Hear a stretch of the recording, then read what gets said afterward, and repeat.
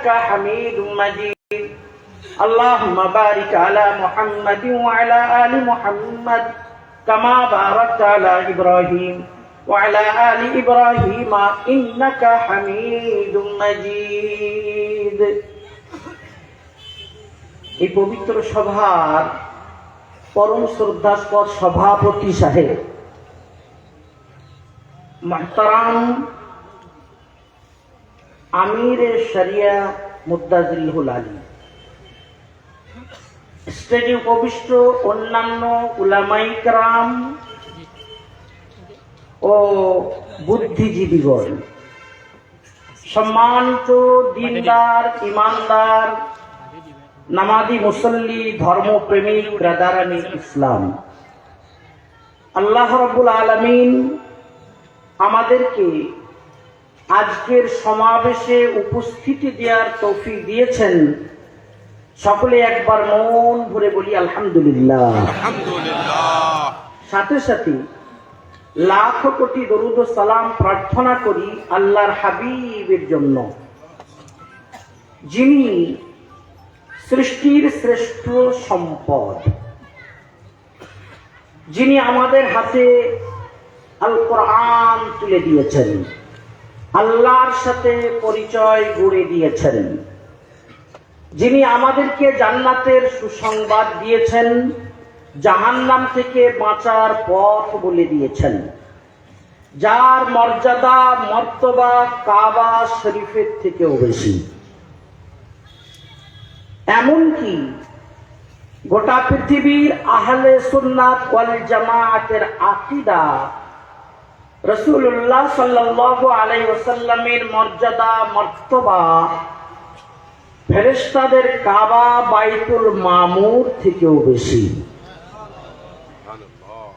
এই সাতবক আসমানের শেষ প্রান্তে আছে সিদরাতুল মুনতাহা। সিদরা মানে কুল গাছ, মুনতাহা মানে লাস্ট বর্ডার।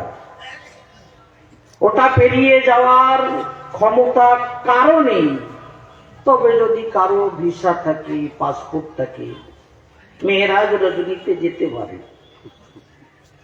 রাসূলুল্লাহ সাল্লাল্লাহু আলাইহি ওয়াসাল্লাম বলেছেন, মেরাজ রজনীতে সিদরাতুল মুনতাহার কাছে পৌঁছলাম, দেখলাম গাছের পাতাগুলো হাতির কানের মতো বড় বড়, আর গাছে একটা একটা কুল ঝুলছে মটকা মতো, কলসি মতো বড়। অসংখ্য ফেরেশতারা প্রজাপতির মতো নুরানি চেহারা নিয়ে গাছের ডালে ঝুলে ঝুলে ইবাদত করছে। হানাফি, শাফিঈ, মালিকি, হাম্বলি চার মাযহাবের আহলে সুন্নাত ওয়াল জামাআতের ঐক্যমতের আকীদা রাসূলুল্লাহ সাল্লাল্লাহু আলাইহি ওয়াসাল্লামের শান মর্যাদা মর্তবা সিদরাতুল মুনতাহা থেকেও বেশি। তার উপর কত উপর আল্লাহ জানেন। রাখা আছে আল্লাহর আরশ। আরশ মানে রাজ সিংহাসন, যেখানে আল্লাহ নিজের শান মোতাবিক আছেন। আহলে সুন্নাত ওয়াল জামাআতের আকীদা নবী সাল্লাল্লাহু আলাইহি ওয়াসাল্লামের ফজিলত মর্যাদা আল্লাহর আরশ থেকেও বেশি। আরশের উপর রাখা আছে কুরসি। কুরসি মানে চেয়ার। কেমন চেয়ার আল্লাহ মালুম।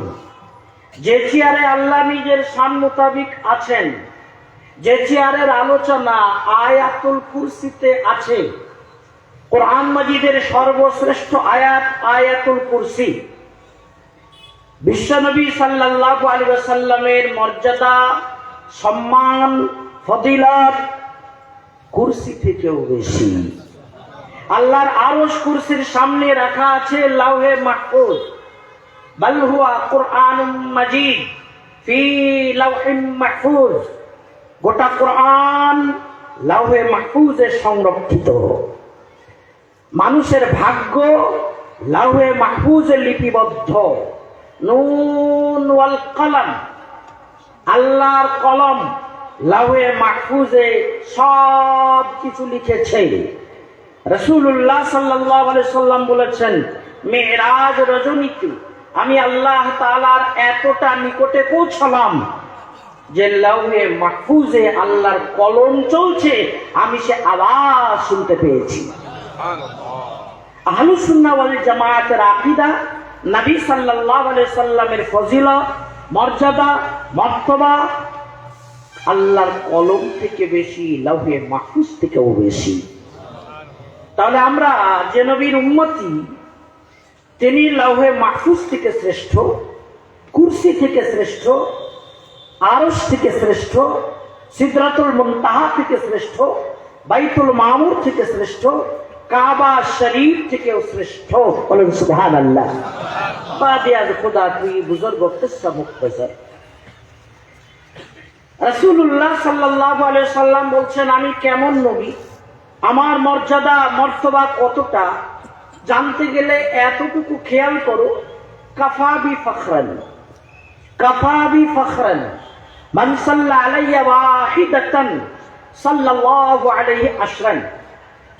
আমার গর্বের জন্য এতটুকু যথেষ্ট যে আল্লাহর কাছে আমার মর্যাদা এত বেশি যে আমার কোন আশিক যদি আমার সামনে একবার দরুদ পড়ে, আমার আল্লাহ আমার সেই আশিকের উপর একবার নয় 10 বার রহমত নাযিল করে। সুবহানাল্লাহ। আসুন আল্লাহর সেই হাবিবকে স্মরণ করি, সকলে একবার মহব্বতের সাথে বলি সাল্লাল্লাহু আলাইহি ওয়াসাল্লাম। ঈসা, মুসা, ইব্রাহিম ও দাউদ, নূহ সবই, সবার গুণে গুণী তুমি আমার প্রিয় নবী। তিনি আমাদেরকে কোরআন দিয়েছেন, কোরআনের ব্যাখ্যা দিয়েছেন। কোরআন দেখলে তার কথা মনে পড়ে, কাবা দেখলে তার কথা মনে পড়ে, আল্লাহর কথা মনে পড়লে তার কথা মনে পড়ে, জান্নাতের বিবরণ শুনলে তার কথা মনে পড়ে। তিনি না হলে আমরা সব কিছু থেকে মাহরুম থাকতাম। তাই তাকে বাদ দিয়ে আল্লাহকে পাওয়া যাবে না, তাকে বাদ দিয়ে কোরআন বোঝা যাবে না, তাকে বাদ দিয়ে জান্নাতে যাওয়া যাবে না। এটা আল কোরআনের সুস্পষ্ট ঘোষণা। সূরা আলে ইমরানের 31 নম্বর আয়াত আমাদেরকে বার্তা দিয়েছে। কুল ইন কুনতুম তুহিব্বুনাল্লাহ ফাত্তাবিউনি ইউহিব্বুকুমুল্লাহ ওয়া ইয়াগফির লাকুম যুনুবাকুম ওয়াল্লাহু গফুরুর রহিম। কুল, রাসূল আপনি বিশ্ববাসীকে বলুন, কথা আমার, জবান আপনার, আপনার জবানে আমার কথা বিশ্ববাসীকে শুনিয়ে দিন। ইন কুনতুম তুহিব্বুনাল্লাহ, তোমরা যদি আল্লাহকে ভালোবাসো, ফাত্তাবিউনি, তাহলে আমাকে অনুসরণ করো, আমার পিছু পিছু এসো। যদি আল্লাহকে ভালোবাসো তো আমাকে ভালোবাসো, আর ভালোবাসার নিদর্শন ইত্তেবা, অনুসরণ। অতএব আমাকে ফলো করে চলো, আমার পেরোরি করো, তাহলে দুটি পুরস্কার পাবে। ইউহিব্বুকুমুল্লাহ, তোমরা আল্লাহর মাহবুব বনে যাবে। সুবহানাল্লাহ। নম্বর 2, ওয়া ইয়াগফির লাকুম যুনুবাকুম, জীবনের গুনাহ খাতা আল্লাহ মাফ করে দেবেন। দুটি পুরস্কার। ইত্তেবায়ে রাসূলে দুটি পুরস্কার রাখা আছে। বান্দা আল্লাহর মাহবুব হতে চায় তো তার সর্বশ্রেষ্ঠ মাহবুবের অনুসরণ করতে হবে, আর মাহবুবের অনুসরণ করলে পাবে আল্লাহর পক্ষ থেকে মাগফিরাত। আল্লাহ রাব্বুল আলামিন আয়াতের শেষে বলেছেন, আল্লাহ তিনি গফুর, ক্ষমাশীল, রহিম, বড় দয়ালু। তিনি দয়ালু, তাই বান্দাকে মাহবুব বানিয়ে নেবেন, কেননা আমার মাহবুবের অনুসরণ করেছে। তিনি গফুর, তাই ইয়াগফির লাকুম।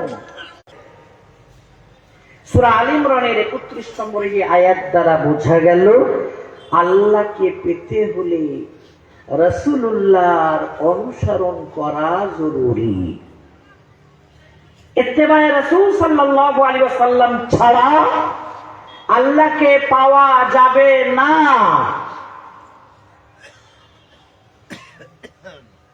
এই জন্যই কালিমা তাইয়্যিবার প্রথমাংশে লা ইলাহা ইল্লাল্লাহ, তো দ্বিতীয় অংশে মুহাম্মাদুর রাসূলুল্লাহ। আযান দেয়া হয়, প্রথমে আশহাদু আল্লা ইলাহা ইল্লাল্লাহ বলা হয়, তারপরই আশহাদু আন্না মুহাম্মাদার রাসূলুল্লাহ বলতে হয়। কলিমা আল্লাহর নামের সাথে রাসূলের নাম যুক্ত না হলে পরিপূর্ণ হয় না। আযানটা আল্লাহর নামের সাথে রাসূলুল্লাহর নাম যোগ না হলে পরিপূর্ণ হয় না। নামাজ আল্লাহর ইবাদত, খালিস আল্লাহর ইবাদত, শেষাংশে যে আল্লাহর হাবিবের শানে দরুদ না পড়লে নামাজ পুরো হয় না। অতএব রাসূলুল্লাহ সাল্লাল্লাহু আলাইহি সাল্লামকে বাদ দিয়ে আল্লাহ রাব্বুল আলামিনকে পাওয়ার আশা করা বৃথা, গুমরাহি। এবারে জানতে হবে, কুল ইন কুনতুম তুহিব্বুনাল্লাহ ফাত্তাবিউনি, আমাকে ইত্তেবা করো, আমার ফলো করো, আমার পিছু পিছু এসো। ইত্তেবায়ে রাসূল সাল্লাল্লাহু আলাইহি সাল্লাম মানে কি? কোরআন মাজিদে সূরা হাশরের 7 নম্বর আয়াতের ব্যাখ্যা আছে, ওমা আতাকুমুর রাসূলু ফাখুযুহু ওমা নাহাকুম আনহু ফান্তাহু। কোরআন নিজেই ব্যাখ্যা করে দিয়েছে। ইত্তেবায়ে রাসূলের অর্থ, রাসূল যা নির্দেশ করেন তোমরা সেটা পালন করো, আর রাসূল যেটা থেকে নিষেধ করেন তোমরা সেটা বর্জন করো। এটাই হচ্ছে ইত্তেবায়ে রাসূল সাল্লাল্লাহু আলাইহি ওয়াসাল্লাম। আর রাসূল সাল্লাল্লাহু আলাইহি ওয়াসাল্লাম যেটা আদেশ করেছেন সেটা হাদিস, তিনি যেটা নিষেধ করেছেন ওটাও হাদিস। আদেশ করলেন আদেশমূলক হাদিস, নিষেধ করলেন নিষেধমূলক হাদিস। আল্লাহ বললেন আমার রাসূলের এই আদেশমূলক বাণী আর নিষেধমূলক বাণীগুলো তোমরা গলার হার বানাও, এগুলোর অনুসরণ করো, ফলো করো, পেরোই করো, বাস্তব জীবনে রূপ দাও। আল্লাহ রাব্বুল আলামিনের নির্দেশ। বোঝা গেল হাদিস অনুসরণ না করলে কোরআন মানা হবে না। কোরআন মাজিদে সূরা হাশরের 7 নম্বর আয়াত জলদ গম্ভীর ঘোষণা দিচ্ছে, আমার রাসূলের আদেশমূলক হাদিসগুলো, নাহি তথা নিষেধমূলক হাদিসগুলো পালন করো। এটাই হলো ইত্তেবায়ে রাসূল। ইত্তেবায়ে রাসূল না করলে আল্লাহর মাহবুব হওয়া যাবে না, আল্লাহর পক্ষ থেকে মাগফিরাত পাওয়া যাবে না। বোঝা গেল যারা হাদিস অস্বীকার করছে মূলত তারা কোরআন অস্বীকার করছে। আর হাদিস অস্বীকারী একটা ফিতনা বার হবে, এটা রাসূলুল্লাহ সাল্লাল্লাহু আলাইহি সাল্লামের ভবিষ্যৎবাণী ছিল। সুনানে তিরমিজি 2664 নম্বর হাদিস, 2664 নম্বর হাদিস, হাসান পর্যায়ের সহিহ হাদিস। মিকদাম ইবনে মাদি করিব রাদিয়াল্লাহু তাআলা আনহু থেকে বর্ণিত, রাসূলুল্লাহ সাল্লাল্লাহু আলাইহি ওয়াসাল্লাম ভবিষ্যৎবাণী করেছিলেন। আলা, হাদিসের প্রথম কথা, সাবধান, হাল আসার রাজুলুন, খুব শীঘ্রই এমন মানুষ জন্মাবে, ইয়াবলুগুল হাদিস আন্নি, যার কাছে আমার হাদিস পৌঁছবে, ওয়া মুত্তাকিউন আলা আরিকাতিহি, সে নিজের সুসজ্জিত চেয়ারে হেলান দিয়ে বসে থাকবে। হাদিসের বাচন ভঙ্গিমা খেয়াল করুন, ওয়া মুত্তাকিউন আলা আরিকাতি, আরিকা সুসজ্জিত চেয়ার, মুত্তাকিউন সেই চেয়ারে হেলান দিয়ে বসে আছি। বলবে বাইনানা ওয়া বাইনাকুম কিতাবুল্লাহ, আরে আমাদের এবং তোমাদের মাঝে ফয়সালা করবে আল্লাহর কিতাব, কিতাবুল্লাহ আছে। ও হাদিস টাদিস আমরা মানি না। আল্লাহর হাবিব বলছেন চেয়ারে বসে থাকবে, তার মানে ওই শ্রেণীটা হবে শিক্ষিত। যারা ব্যবহার করবে টেবিল চেয়ার হবে অহংকারী, শরীয়তের ইলম কালাম থাকবে না, গভীরতা থাকবে না, মনে করবে আমরাই মূল শরীয়তটা বুঝেছি, অহংকারী। চেয়ারে, সুসজ্জিত চেয়ারে হেলান দিয়ে বসে থাকা, রাসূলুল্লাহ সাল্লাল্লাহু আলাইহি সাল্লাম ইশারা করছেন তাদের কোয়ালিটিটা কেমন হবে। এরা বলবে মা ওয়াজাদনা ফীহি হালালান ইস্তাহলালনাহু, কোরআন মাজিদে যেগুলো হালাল, জায়েজ, বৈধ লেখা আছে আমরা ওগুলোকে বৈধ বলে মনে করি। ওয়া মা ওয়াজাদনা ফীহি হারামান হারামনাহু, কোরআন মাজিদে যেগুলো হারাম বলে লেখা আছে আমরা সেগুলোকে হারাম বলে মনে করি। কোরআন তাই মানবে, হাদিস অস্বীকার করবে।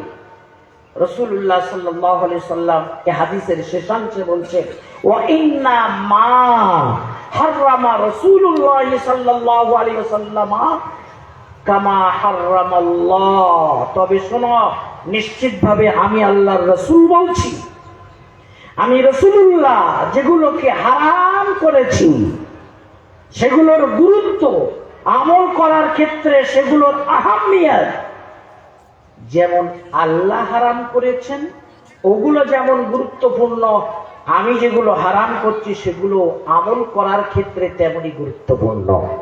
সুনানে তিরমিজি 2664 নম্বর হাদিস, ইমাম তিরমিজি বলেছেন এটা হাসান পর্যায়ের সহিহ হাদিস। হাদিস অস্বীকারীরা অচিরেই আত্মপ্রকাশ করবে, রাসূলুল্লাহ সাল্লাল্লাহু আলাইহি সাল্লামের ভবিষ্যৎবাণী ছিল। আজকের এরা বেরিয়েছে তা নয়, বহু আগে কয়েকশো বছর আগে হাদিস অস্বীকারী শ্রেণীদের আত্মপ্রকাশ ঘটেছে। তারা বলেছে বাইনানা ওয়া বাইনাকুম কিতাবুল্লাহ, কোরআনে যা আছে বাস ওটাই। আর হাদিস বলেন আমরা হাদিস মানি না, তার মানে হাদিস নসিহত, হাদিস ইতিহাস, হাদিস ভালো ভালো কথা সম্বলিত একটা শাস্ত্র, পড়ো, আমল করো, ভালো জিনিস, তবে ওটা ইসলামে কোনো আবশ্যকতা রাখে না, এটা তাদের দৃষ্টিভঙ্গি। অথচ কোরআন মাজিদে সূরা আলে ইমরানের 164 নম্বর আয়াত তাদের দৃষ্টিভঙ্গিকে রদ করেছে। যারা হাদিস অস্বীকার করে তাদের ধারণা যেমন আমাদের বাড়িতে কোনো চিঠি আসে, পিয়ন এসে চিঠি দিয়ে যায়, নবী মুহাম্মদুর রাসূলুল্লাহ সাল্লাল্লাহু আলাইহি ওয়াসাল্লাম নাউযুবিল্লাহ পিয়ন তুল্য। কোরআন আল্লাহ কর্তৃক পাঠানো লেটার, ওই চিঠিটা আমরা তার মারফত পেয়েছি। পিয়ন বাড়িতে চিঠি দিয়ে যায়, কি লেখা আছে, ওর মানেটা কি?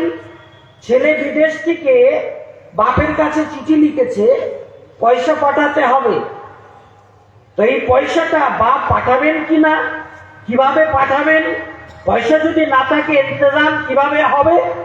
পিয়নের এসব কোনো দায়িত্বভার থাকে না। নাকি আহলে কোরআন ফিরকার আকীদা, নাকি মুহাম্মদুর রাসূলুল্লাহ সাল্লাল্লাহু আলাইহি ওয়াসাল্লাম পিয়ন তুল্য। নাউযুবিল্লাহ, তিনি কোরআন দিয়ে গেছেন, আমরা কোরআন বুঝবো, আমল করব। তার ফজিলত এতটুকুই যে তিনি আল্লাহর পক্ষ থেকে মেসেঞ্জার, রাসূলুল্লাহ বার্তা বাহক, বার্তাটা দিয়ে গেছেন, তিনি পিয়ন তুল্য। কোরআন মাজিদের সূরা আলে ইমরানের 164 নম্বর আয়াত তাদের রদ করেছে। খুব ভালো করে খেয়াল করুন, এরা গোমরাহ, এরা বাতিল। 72টি গোমরাহ দলের অন্যতম আহলে কোরআন ফিরকার মানুষ। আহলে কোরআন বলতে যারা মুনকিরিনে হাদিস। কোরআন বলছে লাকাদ মান্নাল্লাহু আলাল মুমিনিন ইয বা'আসা ফীহিম রাসূলাম মিন আনফুসিহিম ইয়াতলু আলাইহিম আয়াতিহি ওয়া ইউযাক্কিহিম ওয়া ইউআল্লিমুহুমুল কিতাবা ওয়াল হিকমা ওয়া ইন কানু মিন ক্বাবলু লাফী দালালিম মুবিন। সূরা আলে ইমরান 164 নম্বর আয়াত। আল্লাহ মুমিনদের উপর ইহসান করেছেন। লাকাদ মান্নাল্লাহু আলাল মুমিনিন, মুমিনদের উপর আল্লাহ ইহসান করেছেন। ইয বা'আসা ফীহিম রাসূলাম মিন আনফুসিহিম, কেননা তিনি মুমিনদের কাছে একজন রাসূল পাঠিয়েছেন, তিনি মুমিনদেরই একজন। তার কাজ 4টি। নম্বর 1, ইয়াতলু আলাইহিম আয়াতিহি, আল্লাহর আয়াতগুলি তেলাওয়াত করে বিশ্ববাসীকে শোনাবেন। ইয়াতলু আলাইহিম আয়াতিহি, পিয়নের দায়িত্ব থাকে না চিঠিটা খুলে পড়ে শোনানো। আমার রাসূল কোন পিয়ন নন, তার দায়িত্ব ইয়াতলু আলাইহিম আয়াতিহি, আল্লাহর নাযিল করা আয়াতগুলো বিশ্ববাসীর কাছে তিনি তেলাওয়াত করে শোনাবেন। কে বলেছে তিনি পিয়ন? নম্বর 2, ওয়ায়ুযাক্কিহিম, তিনি তাজকিয়ায়ে নফসের মেহনত করবেন, মানুষের দিল পরিষ্কার করবেন, মানুষের হৃদয়, মানুষের কলবগুলোকে পরিশুদ্ধ করবেন। পীর মুরিদি তত্ত্ব, তাসাউফ, হাদিসের পরিভাষায় ইহসান। রাসূল সাল্লাল্লাহু আলাইহি ওয়াসাল্লাম সাহাবাদের উপরে মেহনত করলেন। ধরো, মারো, কাটো, খাও, এই ছিল যাদের স্লোগান। 120 বছর যারা যুদ্ধ চালিয়েছিল তুচ্ছ একটা কারণ সামনে নিয়ে, আজ তারা আল্লাহর পক্ষ থেকে সালাম পাচ্ছেন। আল্লাহর হাবিবের মজলিসে বসে আমার আল্লাহর পক্ষ থেকে জিবরিল এসে সংবাদ দিচ্ছেন, আপনার মজলিসে বসে থাকা আবু বকর ফিল জান্নাহ, ওমর ফিল জান্নাহ, উসমান ফিল জান্নাহ, আলী ফিল জান্নাহ। দুনিয়ায় চলাফেরা করছেন, হাতে তাদের জান্নাতের সার্টিফিকেট। বলুন সুবহানাল্লাহ। ওয়ায়ুযাক্কিহিম, তিনি মানুষের মনের মাটিতে সোনার ফসল ফলাবেন। তৃতীয় কাজ, ওয়ায়ুআল্লিমুহুমুল কিতাব, আল্লাহর কিতাবের তালিম দেবেন, কোরআন ব্যাখ্যা করবেন, কোরআনের তাফসীর সামনে আনবেন। কে বলেছে? কোরআন বোঝা যায় রাসূলুল্লাহ সাল্লাল্লাহু আলাইহি সাল্লামকে ছেড়ে দিয়ে, হাদিস অস্বীকার করে, হাদিস ত্যাগ করে কোরআন বোঝা যায়। কে বলল? আমার আল্লাহ বলছেন ওয়ায়ুআল্লিমুহুমুল কিতাবা, আমার রাসূল এসেছেন কোরআন মাজিদের কিতাবুল্লাহর তালিম দেওয়ার জন্য। এই আয়াতের মানেটা কি? এ শব্দের ব্যাখ্যাটা কি? এই অস্পষ্ট কথার ক্লিয়ার রূপটা কি? এসব কিছু তাফসীর করবেন, তালিম দেবেন, ব্যাখ্যা দিবেন তিনি। ওয়ায়ুআল্লিমুহুমুল কিতাবা ওয়াল হিকমা, তিনি কিতাবুল্লাহ যেমন তালিম দেবেন, হিকমত শিক্ষা দেবেন, হাদিস শিক্ষা দেবেন। হাদিস অস্বীকার করলে ঈমান থাকবে নাকি? কিতাবুল্লাহ যেমন অস্বীকার করা যাবে না, তেমনি হিকমত, হাদিস, আল্লাহর হাবিবের জ্ঞান, বিজ্ঞান, তথ্য, তার পরিবেশিত ইলম অস্বীকার করা যাবে না। ওটাই হলো হিকমত। কোরআন অস্বীকার করলে যেমন ঈমান থাকবে না, হাদিস অস্বীকার করলে তেমনি তার ঈমান থাকবে না। আমরা বুঝলাম রাসূল সাল্লাল্লাহু আলাইহি ওয়াসাল্লামের তাশরীফ আনার মাকসাদ ছিল চারটি। ইয়াতলু আলাইহিম আয়াতিহি, আল্লাহর আয়াতগুলি তেলাওয়াত করে তিনি শোনাবেন। নাম্বার 2, ওয়ায়ুযাক্কিহিম, তাজকিয়ায়ে নফস তথা তাসাব্বুফের প্রশিক্ষণ দেবেন তিনি। ওয়ায়ুআল্লিমুহুমুল কিতাব, কোরআনের তালিম দেবেন তিনি, তাফসীর করবেন তিনি, ব্যাখ্যা করে বুঝিয়ে দেবেন তিনি। ওয়াল হিকমাতা, জ্ঞান বিজ্ঞান, ইলম ও হিকমত, হাদিসের ভান্ডার উম্মতের হাতে তুলে দেবেন তিনি। এই চারটি উদ্দেশ্যে তিনি প্রেরিত হয়েছিলেন। একটা শ্রেণী আছে তাসাব্বুফ অস্বীকার করে, তাজকিয়ায়ে নফস মানে না। আবার একটা শ্রেণী তারা হাদিস মানে না। এরা সবই গোমরাহ। তাসাব্বুফ অস্বীকার করা গোমরাহী, হাদিস অস্বীকার করা এটাও গোমরাহী। হাদিস ছাড়া কোরআন আমাদের সামনে বহু ক্ষেত্রে অস্পষ্ট রয়ে যাবে। রাসূলুল্লাহ সাল্লাল্লাহু আলাইহি ওয়াসাল্লামের কাছ থেকে ব্যাখ্যা না নিলে, হাদিস সমুদ্রে মন্থন করে আয়াতের মানে কি, মতলব কি, ব্যাখ্যা কি, তাফসীর কি, এটা না জানলে কিয়ামত পর্যন্ত ওটা উদ্ধার করা সম্ভব হবে না। কোরআনের বহুলাংশ এমন আছে, যেমন যারা হাদিস অস্বীকার করে, যারা হাদিস শাস্ত্রকে লঘু চোখে দেখে, তাদের জন্য একটা উদাহরণ আমি রাখছি, আপনারা ভালো করে নোট করতে পারেন। কোরআন মাজিদে 12 জায়গায় নামাজের সাথে যাকাত, কিংবা বলুন যাকাতের সাথে নামাজ জড়িয়ে আল্লাহ রাব্বুল আলামিন নামাজ পড়ার, যাকাত দেওয়ার নির্দেশ দিয়েছেন। ওয়াকিমুস সালাতা ওয়া আতুজ যাকাহ, ওয়াকিমুস সালাতা ওয়া আতুজ যাকাহ, ওয়াকিমুস সালাতা ওয়া আতুজ যাকাহ। আমার বান্দারা নামাজ পড়ো, নামাজ পড়ো, যাকাত দাও, যাকাত দাও।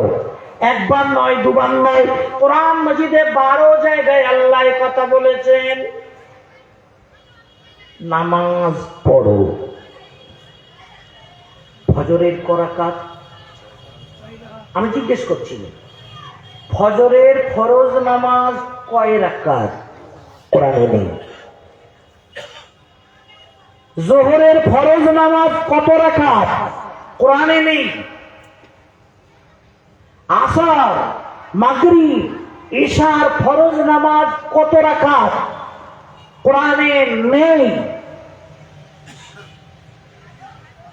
এটা আছে হাদিসে। আপনি হাদিস অস্বীকার করবেন, নামাজ পড়ো, কত রাকাত পড়বেন কিয়ামত পর্যন্ত সিদ্ধান্ত নিতে পারবেন না। নামাজ পড়বেন, রুকু করবেন একবার, সাজদা করবেন 2 বার, কোরআনে নেই। নামাজ শুরু করছেন তাকবীর দ্বারা, কোরআনে আছে। শেষ করছেন সালাম ফিরিয়ে, এটা কোরআনে নেই। তো আপনি নামাজ পড়বেন কিভাবে? হাদিস অস্বীকার করলে আকিমুস সালাহ, নামাজ কায়েম করো, এই বিধানের উপর আমল করতে পারবেন না। অতএব আপনি যদি আহলে কোরআন হন, তাহলে আপনাকে হাদিস ওয়ালাও হতে হবে। হাদিসের চশমায় কোরআন দেখলে তারপরে আপনি কোরআন বুঝতে পারবেন। অনুরূপ ভাবে ও আতুজ যাকাত, তোমরা যাকাত দাও, 40 ভাগের 1 ভাগ দিতে হবে। এই কথা কোরআনে কোথায় আছে? যাকাত দেবেন তো কতটা দিবেন? সব দেবেন না আংশিক দেবেন? আংশিক সেটা কতটা? কোরআনে নেই। আল্লাহর কসম, এর উপরে আমল করতে হলে আপনাকে হাদিসে আসতে হবে। অতএব আপনি যদি আহলে কোরআন হন, কোরআন যদি মানে, তাহলে আপনাকে হাদিস মানতেই হবে। অন্যথায় আপনি ওয়াকিমুস সালাহ ওয়া আতুজ যাকাত এর উপরে আমল করতে পারবেন না। অথচ কোরআন মাজিদে 12 জায়গায় আল্লাহ রাব্বুল আলামিন যাকাতকে নামাজের সাথে, নামাজকে যাকাতের সাথে জড়িয়ে বলছেন, তোমরা নামাজ কায়েম করো, যাকাত দাও। কিভাবে নামাজ পড়বেন, যাকাতে কত শতাংশ দেবেন, কতটা দেবেন, এটা কিন্তু হাদিসে আছে। অতএব হাদিস বাদ দিয়ে কোরআন আমল করা সম্ভব নয়। যিনি আহলে কোরআন অর্থাৎ কোরআন মানেন, তার জন্য হাদিস মানা জরুরি। অনুরূপভাবে কোরআন মাজিদের বেশ অনেকগুলি আয়াত এমন আছে যে আয়াতগুলি উম্মত বুঝতে অক্ষম ছিল। এমনকি হযরত আবু বকর, ওমর, উসমান, আলী, আবু হুরায়রা, বিলাল, মুসআব বিন উমাইর, অমর অমর অমর লক্ষ লক্ষ সাহাবা সকলকে নেন। তারা ভাষাবিদ, আরবি ভাষার উপরে বড় দখল ছিল। এত সত্ত্বেও ও আয়াতগুলো সঠিকভাবে বোঝার ক্ষমতা তাদের ছিল না। তাই ব্যাখ্যা করে দেওয়ার জন্য আল্লাহ পাঠিয়েছেন একজন গাইড ম্যান, মেসেঞ্জার, রাসূলুল্লাহ মুহাম্মদ সাল্লাল্লাহু আলাইহি ওয়াসাল্লামকে। তিনি যদি না বলে দিতেন এই শব্দের ব্যাখ্যাটা এই আয়াতের মানেটা এই, এ কথার মতলবটা এই, তাহলে উম্মত অদ্যাবধি ও ব্যাখ্যাগুলো আবিষ্কার করতে পারত না। যেমন সহিহ বুখারী, সহিহ বুখারী একাধিক জায়গায় তাফসীর অধ্যায়ে হাদিস আছে, কিতাবুল ঈমানে হাদিস আছে। হযরত সাইয়্যিদুনা আব্দুল্লাহ ইবনে মাসউদ রাদিয়াল্লাহু তাআলা আনহু থেকে হাদিস বর্ণিত।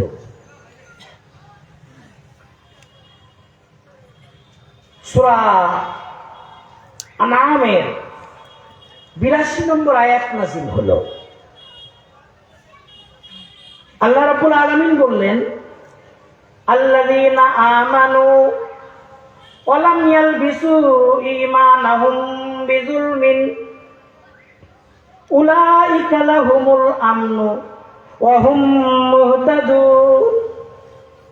যারা ঈমান এনেছে আর নিজেদের ঈমানকে জুলুমের সাথে কলুষিত করেনি,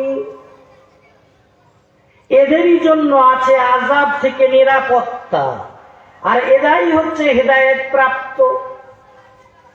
আল্লাযীনা আমানু, ঈমান এনেছে, ওয়া লাম ইয়ালবিসু ঈমানাহুম বিযুলমিন, ঈমানকে জুলমের সাথে কলুষিত করিনি।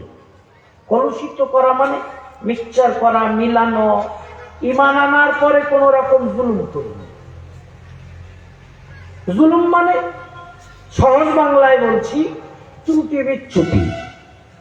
ও সংজ্ঞা কিতাবে লেখা আছে, যারা ঈমান এনেছে আর কোন ত্রুটি করেনি, ওয়ালাম ইয়ালবিসু ঈমানাহুম বিযুলমিন। নাকিরা তাহতান নাফি, আমাদের উলামা ইকরাম এটা ভালো বোঝেন, আরবি গ্রামার আছে। বিযুলমিন নাকিরা, ওয়ালাম ইয়ালবিসু নাফি, নাকিরা তাহতান নাফি, কোন রকম ত্রুটি করেনি। উলাইকা লাহুমুল আমনু, জাহান্নামের আযাব থেকে এদের জন্য রইল নিরাপত্তা। অহুম মুহতাদুন, আর এরা হেদায়েত প্রাপ্ত। এই আয়াত যখন নাযিল হলো, সাহাবারা পেরেশান। শাক্কা যালিকা আলা আসহাবিন নবী সাল্লাল্লাহু আলাইহি ওয়াসাল্লাম। সাহাবা রাদিয়াল্লাহু তাআলা আনহু পেরেশান হয়ে গেলেন, ইয়া রাসূলুল্লাহ আইয়ুনা লাম ইয়াজলিম। ত্রুটি বিচ্যুতি আমাদের কার দ্বারা হয় না? আইয়ুনা ইয়াজলিম নাফসাহু, প্রত্যেকেরই তো কিছু কিছু ত্রুটি বিচ্যুতি হয়ে যায়। তাহলে জাহান্নাম থেকে বাঁচতে গেলে কোনো ত্রুটি করলে হবে না। ছোট হোক বড় হোক, কোন রকম ত্রুটি করলে হবে না, তবে জাহান্নাম থেকে বাঁচবে। আইয়ুনা আল্লাহ ইয়াজলিম নাফসাহু ইয়া রাসূলুল্লাহ। আল্লাহর হাবিব আমাদের কি এমন আছে যে নিজের উপর অল্প স্বল্প জুলুম অত্যাচার করে না? তার মানে অল্প স্বল্প ত্রুটি বিচ্যুতি তো হয়েই যায়। আর আল্লাহ বলছেন যারা ঈমান আনলো আর কোন রকমের ত্রুটি বিচ্যুতি করলো না, তাদের জন্য জাহান্নামের আযাব থেকে নিরাপত্তা। তো আমাদের কি আর জান্নাতে যাবে? আমাদের কি আর জাহান্নাম থেকে বাঁচবে? সাহাবারা পরেশান। সহিহ বুখারীর হাদিস বলছে, রাসূলুল্লাহ সাল্লাল্লাহু আলাইহি সাল্লাম বললেন, লাইসা কামা তাযুন্নুন, তোমরা যা বুঝছো আয়াতের তাফসীর ব্যাখ্যা মতলব ওটা নয়। হযরত আবু বকর, হযরত ওমর বড় সাহিত্যিক, হযরত উসমান, হযরত আলী ভাষার উপরে তাদের দারুণ দখল ছিল। হাসান বিন সাবিত ইসলামের শ্রেষ্ঠ কবি, তারা কোরআন মাজিদের এই আয়াতের বাহ্যিক তর্জমা দেখে থরথর করে কাঁপছেন। কে জান্নাতে যাবে? তাহলে জাহান্নাম থেকে কে বাঁচতে পারবে? রাসূলুল্লাহ সাল্লাল্লাহু আলাইহি সাল্লাম বললেন, লাইসা কামা তাযুন্নুন, তোমরা যেটা ভাবছো আয়াতের মানে ওটা নয়। বললেন এখানে ত্রুটি বলতে সব থেকে বড় ত্রুটি শিরক, এটাই উদ্দেশ্য। সূরা লোকমান খেয়াল করো, আল্লাহ তাআলা সূরা লোকমানে উদ্ধৃত করেছেন, লোকমান হাকিম নিজের ছেলেকে বলেছিলেন, ইয়া বুনাইয়া লা তুশরিক বিল্লাহ ইন্নাশ শিরকা লাযুলমুন আযীম। দয়ার নবী বুঝিয়ে দিলেন, ওয়ালাম ইয়ালবিসু ঈমানাহুম বিযুলমিন, জুলুম বলতে এখানে শিরক উদ্দেশ্য। আয়াতের ব্যাখ্যা তাহলে কি হবে? যারা ঈমান আনলো আর শিরক করলো না, তারা জাহান্নাম থেকে বেঁচে যাবে। বলেন সুবহানাল্লাহ। তাহলে জুলুম শব্দের শাব্দিক অর্থ কিছু, রাসূলুল্লাহ সাল্লাল্লাহু আলাইহি সাল্লাম বুঝিয়ে দিলেন এখানে উদ্দেশ্য অন্য কিছু। সব থেকে বড় জুলুম শিরক, এটাই এখানে উদ্দেশ্য। কি বুঝলেন? আল্লাহর হাবিবকে বাদ দিয়ে কোরআন বোঝা যাবে না, সম্ভব নয়। অতএব যারা বিভিন্ন শব্দ বাক্যে হাদিস অস্বীকার করছেন, যারা রাসূলুল্লাহ সাল্লাল্লাহু আলাইহি ওয়াসাল্লামকে অগুরুত্বপূর্ণ সাব্যস্ত করছেন, যেন তিনি একটা পিয়ন, কোরআন দিয়ে চলে গেলেন, আমরা পড়ব, বুঝবো, আমল করব। মনে রাখবেন আল্লাহর কসম এরা গুমরাহ, পথভ্রষ্ট, ৭২টি গুমরাহ দলের অন্যতম মানুষ এরা। আজকের ফিতনার যুগে খুব সাবধান হওয়ার প্রয়োজন আছে। আমি যখন স্টেজে এসেছি, একজন ভাই সাহেব বলছিলেন মোবাইল সম্পর্কে, মিডিয়া সম্পর্কে কথা বলছিলেন। সাবধান, এই মোবাইলের মাধ্যমে ৭২টি চোরা দরজা আমাদের সামনে একেবারে উন্মুক্ত হয়ে গেছে। রাতের বেলা ঘরের দরজা বন্ধ করে খাটের উপর, তক্তপোষের উপর মোবাইলটা রেখে আপনি ঘুমিয়েছেন, ঘরের দরজা বন্ধ, কিন্তু ৭২টি চোরা দরজা, ঈমান লুট করার চোরা দরজা ৭২টি আপনার ঘরের মধ্যে সম্পূর্ণ উন্মুক্ত হয়ে আছে। মোবাইলে শেখদের আমদানি ঘটেছে। কত শেখ, অসংখ্য শেখ, নামের আগে পরে লম্বা চওড়া বিশেষণ। আমি কাউকে ছোট করতে চাইছি না, তবে আপনাদেরকে বলে রাখি, আমাদের আহলে সুন্নাত ওয়াল জামাআতের মতাদর্শী উলামায়ে কেরামকে মোবাইলে পাবেন কম। তাদের কর্মপদ্ধতি ভিন্ন। পক্ষান্তরে আজ মিডিয়াটাকে ধরে নিয়েছে ৭২টি গুমরাহ দলের মানুষেরা। নামের আগে পরে যদি মাদানি থাকে, উদাহরণস্বরূপ বলছি, তার মানে আপনারা মনে করছেন ওটা মেড ইন মদিনা। আর যদি নামের আগে থাকে কাসিমি, তার মানে মেড ইন ইন্ডিয়া। এটা আপনাদের ধারণা। সেই সব ভালো ভালো শেখরা আপনাদের কাছে যখন ফতোয়া দেন আয়াত তুলে হাদিস তুলে, তো আপনারা মনে করেন একেবারে নির্ভেজাল। সাবধান সাবধান, যারা কাদিয়ানী, যারা শিয়া, যারা আহলে কোরআন, যাদের আকীদা গলত, যারা হাদিস অস্বীকার করছে, যারা হাদিসের অপব্যাখ্যা করছে, যারা আয়াতের অপব্যাখ্যা করছে, আজ তাদের বড় রমরমা, আজ তারা আত্মপ্রকাশ করেছে কবর বেঁধে মোবাইলে, ইন্টারনেটে, গুগলে, ফেসবুকে, মিডিয়ায় সর্বত্র ছড়িয়ে পড়েছে। আজ যদি আপনি সাবধান না হন, আপনার ঈমান যখন তখন বিনষ্ট হবে। যুব সমাজকে বলছি সাবধান। সাবধান মানে, সাবধান মানে যখন মোবাইল নিয়ে কোন শেখের কাছ থেকে হাদিস নেবেন, কোরআন নেবেন, ফতোয়া নেবেন, শরিয়ত নেবেন, দ্বীন নেবেন, ওয়াজ শুনবেন, আপনি দুটো কথা খেয়াল রাখবেন, বেঁচে যাবেন। নম্বর 1, দেখবেন তিনি আহলে সুন্নাত ওয়াল জামাআতের মতাদর্শী কিনা। নম্বর 2, আপনি দেখবেন তিনি আলেম কিনা। বড় আফসোসের সাথে বলতে হয়, আলিম নন, তিনি মিডিয়ায় এসেছেন, ইউটিউবে, ফেসবুকে বেশ তার ফলোয়ার্স আছে, সাবস্ক্রাইবার সংখ্যা বেশ বেশি, অনেকটাই বেশি। আমরা তাদেরকে স্কলার ভেবে তাদের অনুসরণ করছি। তারা আমাদের অজান্তে 72টি চোরা দরজা দিয়ে আমাদেরকে জাহান্নাম পর্যন্ত পৌঁছে দিচ্ছে। অনেক ব্রাদার, সিস্টার, মাদার, ফাদার গুজরে গেছে। আর হুজুর বললো এসব স্কলারেরা খুশি নন, শেখ।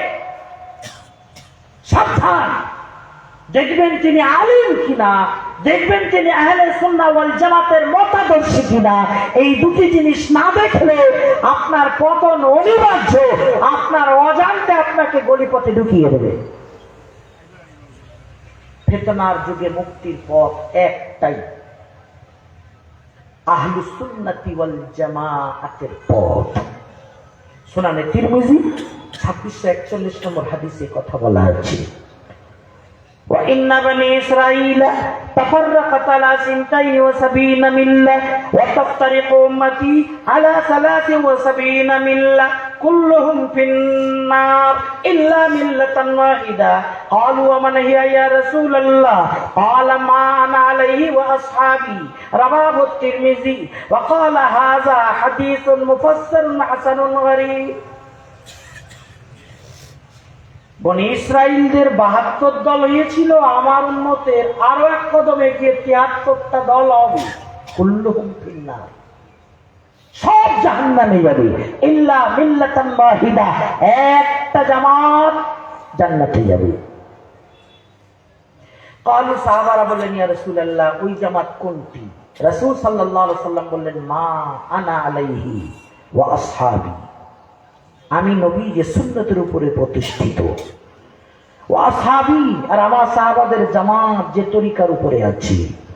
যারা এই আহলে সুন্নাত ওয়াল জামাআত, এরা জান্নাতি, বাদ বাকি সব জাহান্নামী। অতএব আপনি যদি 72 থেকে বাঁচতে চান, আপনাকে আহলে সুন্নাত ওয়াল জামাত হতে হবে। এটাই হচ্ছে ফিতনার যুগে মুক্তির পথ। এবার আপনাদের আর একটু ক্লিয়ার করছি, আহলে সুন্নাত ওয়াল জামাত মানে শাহ ওলিউল্লাহ মুহাদ্দিস দেহলভী রাহমাতুল্লাহ আলাইহি আল ইকতিসাদ কিতাবে পরিষ্কার ভাবে বলে গেছেন, হানাফি, শাফিঈ, মালিকি, হাম্বলি 4 মাযহাবের মানুষ হলো আহলে সুন্নাত ওয়াল জামাআত।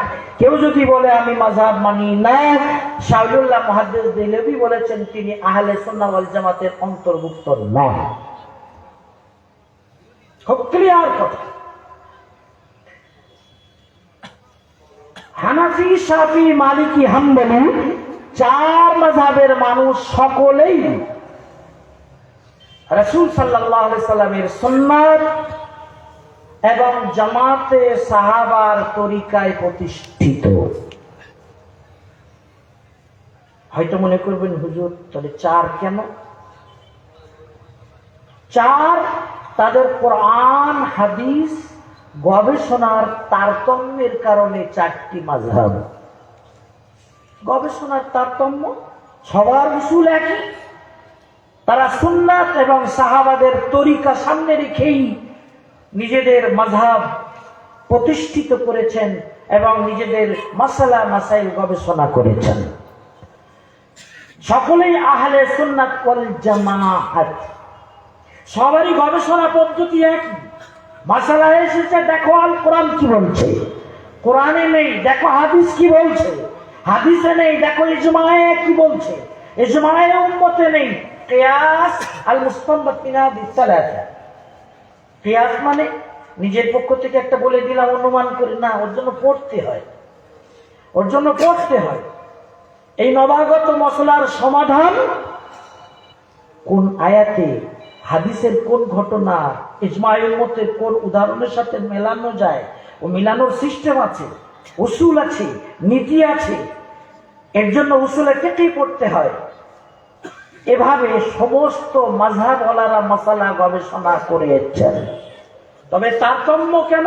হাদিস বোঝার ফারাক, আয়াত বোঝার ফারাক।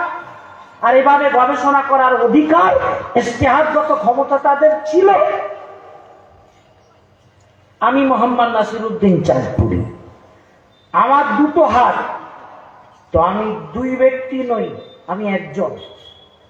আমার 2 হাতে লাগানো আছে 10টা আঙুল, আমি 10 জন নই, আমি একজন। আহলুস সুন্নাহ ওয়াল জামাআহ একটাই জামাত, হানাফি, শাফি, মালিকি, হাম্বলি।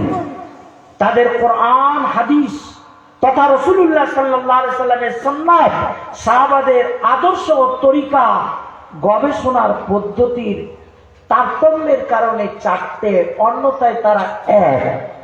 শাহুল্লাহ মুহাদ্দিস দেহলভী কথা বলেছেন, আশরাফ আলী থানভী রাহমাতুল্লাহ আলাইহি কথা বলেছেন। ফিতনার যুগে আপনাকে দেখতে হবে যে বক্তা, যে হুজুর, যে স্কলার, যে শেখ আপনার ইউটিউবে ভাষণ দিচ্ছেন, তিনি আহলে সুন্নাত ওয়াল জামাতের মানুষ কিনা। দ্বিতীয়ত দেখতে হবে তিনি আলিম কিনা। দেখবেন যারা মুনকিরিনে হাদিস, হাদিস অস্বীকার করে, এদের প্রায় সবই এমন যারা আলিম নন।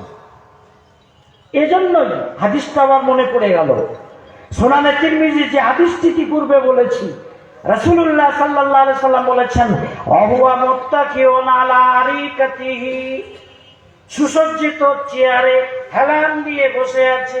আমার হাদিস সামনে এলো, বললো হাদিসটা বেশ মানি না, বাইনানা বাইনাকুম কিতাবুল্লাহি, আমাদের তোমাদের মাঝে ফয়সালা করবে আল্লাহর কিতাব, আল্লাহর কিতাবের বাইরে যেতে আমরা রাজি নই।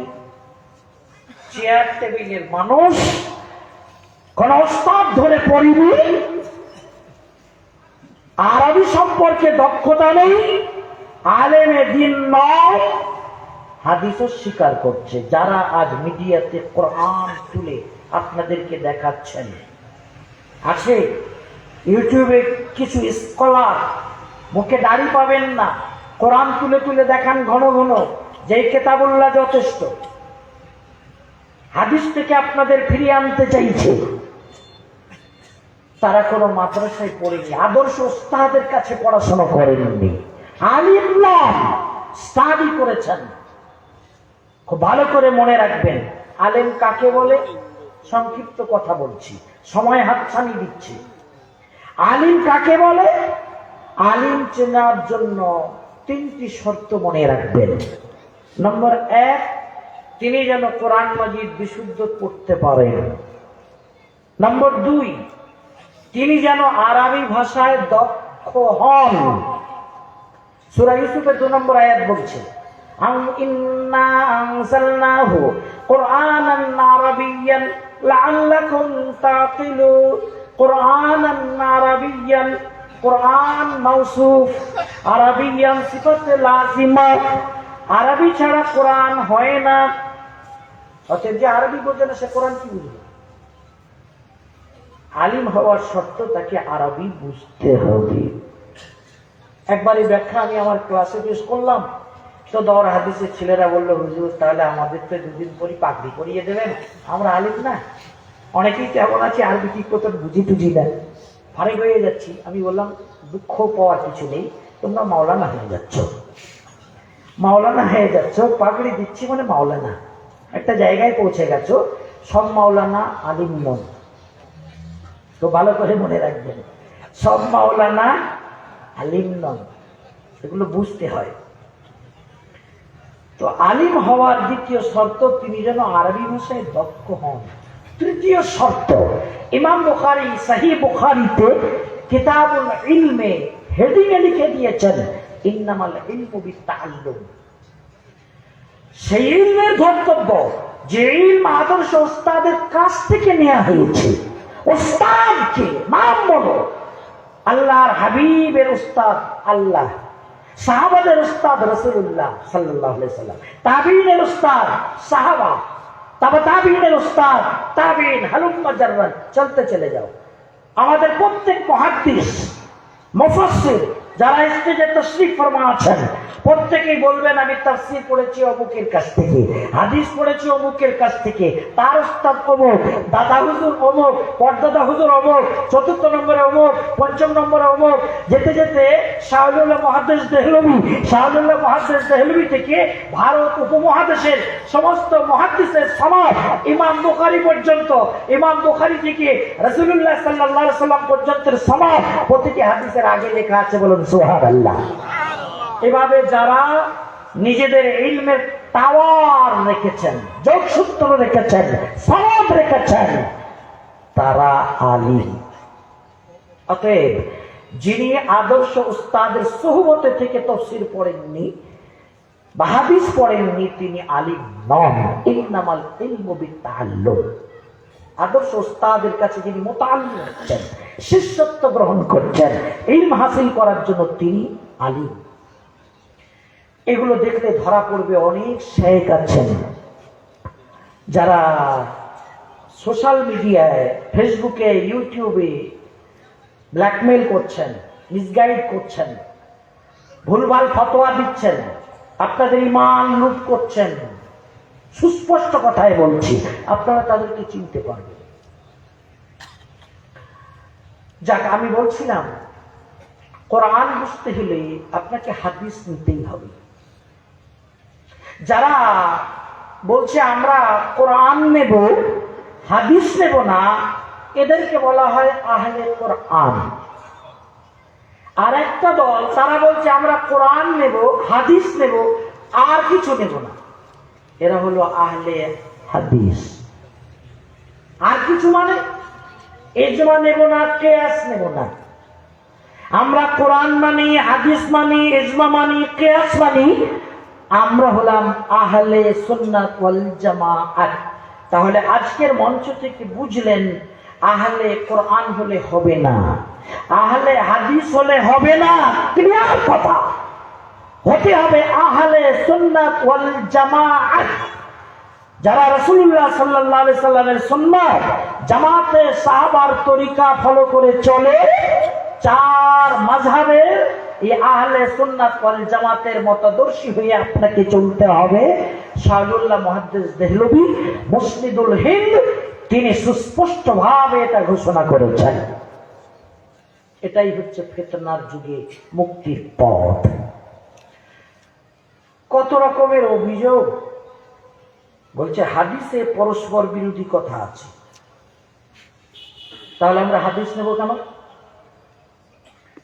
আমরা বলছি কোন হাদিসে পরস্পর বিরোধী কথা নেই, বাস্তবে নেই, ওটা বাহ্যিক দৃষ্টিতে আমরা বুঝে উঠতে পারছি না, তাই পরস্পর বিরোধী বলে মনে হচ্ছে। কোরআন তো চিৎকার করে বলছে মায়াতিকু আনিল হাওয়া ইন হুয়া ইল্লা ওয়াহয়ুন ইউহা। আমার রাসূল নিজের খাহিশ থেকে বলেন না, প্রবৃত্তির তাড়নায় কথা বলেন না, তার জবান থেকে যেটা বার হয় ওটা ওয়াহী। সুবহানাল্লাহ, ওটা ওয়াহি। তো ওয়াহিতে ভুল থাকে কিভাবে? পার্থক্য এতটুকুই, কোরআন ওয়াহিয়ে মাতলু, তেলাওয়াত করতে হয়, তেলাওয়াতে সওয়াব। আর হাদিস হচ্ছে ওয়াহিয়ে গায়ের মাতলু, মানে ওর আবৃত্তি হয় না, শুধু বসে বসে তেলাওয়াত করো না, না বুঝলেও তেলাওয়াত করো, হাদিসে ওটা নেই। তবে কোরআনের ক্ষেত্রে ওয়াহিয়ে মাতলু আবৃত্তি করলে প্রত্যেকটা অক্ষরে 10টা করে নেকি ধরা বাঁধায়। এতটুকু পার্থক্য, অন্যথা দুটোই হচ্ছে আল্লাহর ওয়াহি। তো সেই ওয়াহিতে পরস্পর বিরোধিতা থাকে কিভাবে? নেই বাস্তবে, ওটা আমাদের বোঝার ভুল, ইলমের দুর্বলতা, চিন্তাধারার ঘাটতি, এছাড়া আর কিছু না। বলছি এটা জয়ীফ, ওটা সহি। তো কোরআনে তো জয়ীফ সহি নেই, হাদিসে জয়ীফ সহি। এমন তো নয় আমরা যেটাকে সহি বলছি ওটা জয়ীফ, যেটাকে জয়ীফ বলছি ওটা সহি।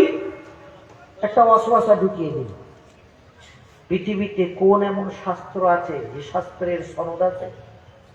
হাদিস ছাড়া অন্য কোন ফন, কোন শাস্ত্র নেই। এটা ফন্নে হাদিসের বৈশিষ্ট্য। ইতিহাসের কি সনদ আছে? কিছুই নেই। কোরআন নবীদের কোনো সনদ নেই, আসলে সনদের প্রয়োজন নেই। আর হাদিসের সনদ আছে, তো সনদ থাকা যেটা হাদিসের কামাল, বৈশিষ্ট্য, সেটাকেই সামনে এনে গোটা হাদিস শাস্ত্রকে অস্বীকার করে দিচ্ছে। এগুলো বোঝার ত্রুটি ছাড়া কিছুই নয়। অতএব ফিতনার যুগে যদি ঈমান বাঁচাতে চান তাহলে খুব সজাগ দৃষ্টি রাখতে হবে।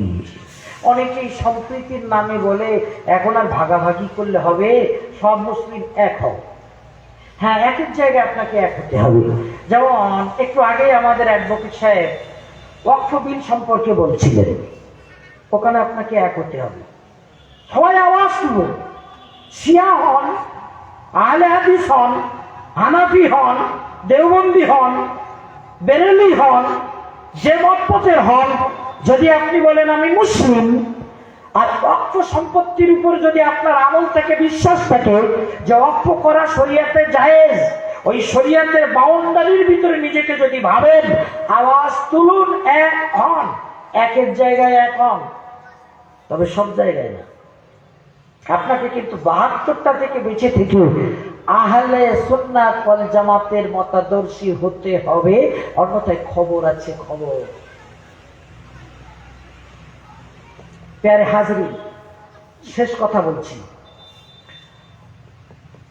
কোরআনের আয়াতের হাওলা দিয়ে, হাদিসের হাওলা দিয়ে যখন আমাদের সামনে কেউ কথা বলে, তখন আমরা তাদের বাগ্মিতা দেখি, তাদের উপস্থাপন দেখি, সাথে যদি একটু ইংরেজি বলে, তার মানে একটু মশলা মেরে দেয়, তো আমরা বিশেষ করে যুবমহল পাগল হয়ে যায় যে সত্যি ইসলাম বুঝেছে, সত্যি কোরআন বুঝেছে। আমি কাউকে ছোট করতে চাইছি না, আপনাদেরকে মেসেজটা দিতে চাইছি যে 72টি গুমরাহ দলের তালিকা যখন আমরা তৈরি করি, 1 নম্বরে নাম আসে খাওয়ারিজ সম্প্রদায়ের। আলী রাদিয়াল্লাহু তাআলা আনহু জামানায় এদের আবির্ভাব ঘটেছিল। এরা আলী রাদিয়াল্লাহু তাআলা দল থেকে বেরিয়ে যাচ্ছে। হযরত আলী কাররামাল্লাহু ওয়াজহাহু জিজ্ঞেস করলেন কি ব্যাপার? বললেন আপনি কাফের হয়ে গেছেন, আপনার দলে থাকা যাবে না। নাউযুবিল্লাহ। হযরত আলী বললেন আমি কাফের হলাম, দলিল? বললেন সূরা ইউসুফের 40 নম্বর আয়াত। অমনি তাকবীর দিয়ে উঠলো, একজন বলল ইনিল হুকম, বাকিরা বলল ইল্লা লিল্লাহ, ইনিল হুকম ইল্লা লিল্লাহ। তাকবীর হচ্ছে। তাদের তীরের মাথায় ছিল কোরআন, আগে আগে কোরআন, স্লোগান সূরা ইউসুফের 40 নম্বর আয়াত, আল্লাহ ছাড়া অন্য কারো ফয়সালা করার অধিকার নেই। সিফফিনের যুদ্ধের শেষাংশে আলী রাদিয়াল্লাহু আনহু আবু মুসা আশআরী রাদিয়াল্লাহু তাআলা আনহুকে ফয়সালা করার দায়িত্ব দিয়েছেন। বোঝা গেল উনি কাফির হয়ে গেছেন।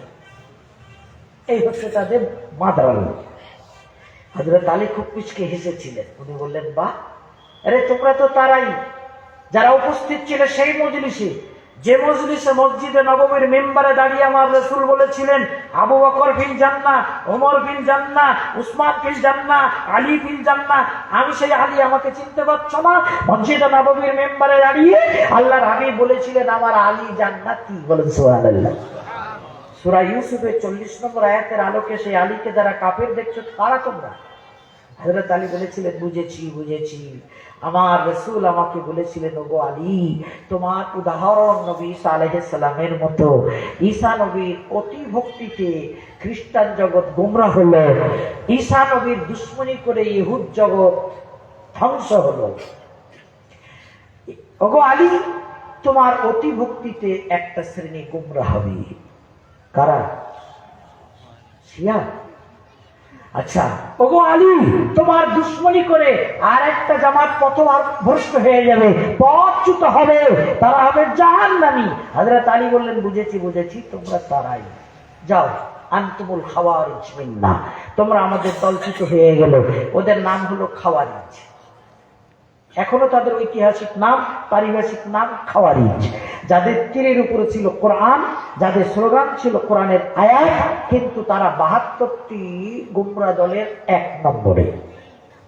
আজকের তারিখে যদি মোবাইলে কেউ কোরআনের উদ্ধৃতি দেয়, হাদিসের উদ্ধৃতি দেয়, আর আহলে সুন্নাত ওয়াল জামাতের মতাদর্শী না হয়, আপনাদেরকে বলছি ইয়াকুমুল আসাদ, বাঘ থেকে যেমন আপনারা পালান, নিজের ঈমান ইসলাম হেফাজতের খাতিরে তার থেকে নিরাপদ দূরত্ব বজায় রাখতে হবে। উলামায়ে হাক্কানীদের পক্ষ থেকে এই মেসেজ আপনাদের জন্য অতিশয় জরুরি, তাই সুস্পষ্টভাবে কথা বলে গেলাম, সাবধান, ঈমান বাঁচানো খুব জরুরি। কথার দীর্ঘায়িত করছি না। কমিটি থেকে সময় 40 মিনিট দেয়া হয়েছিল, 1 ঘন্টা হয়ে গেছে, কথা এখানে ইতি করছি। ফিতনার যুগে আল্লাহ রাব্বুল আলামিন আমাদের সকলকে ঈমান বাঁচানোর তৌফিক দান করুন, কোরআন সুন্নাহর আলোকে জীবন গড়ার তৌফিক দান করুন, আহলে সুন্নাহ ওয়াল জামাতের মতাদর্শী হয়ে মৃত্যুবরণ করার তৌফিক দান করুন। চালাও সে পথে, ওগো আল্লাহ চালাও সে পথে যে পথে তোমার প্রিয়জন গেছে চলি। ওয়া আখিরু দাওয়ানা আনিল হামদুলিল্লাহি রাব্বিল আলামিন।